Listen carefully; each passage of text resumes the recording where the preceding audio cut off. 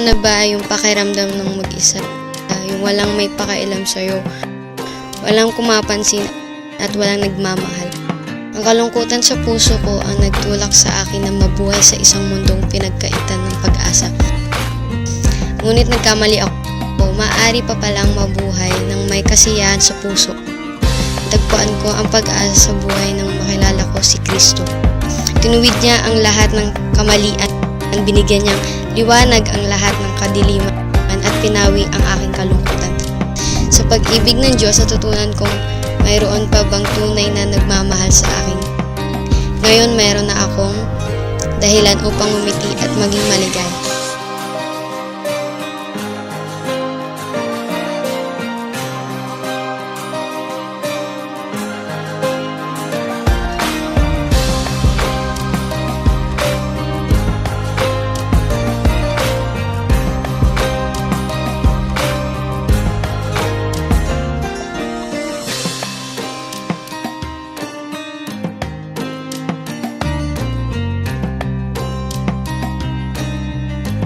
I am Aris Ann Pangilinan and I am XJ.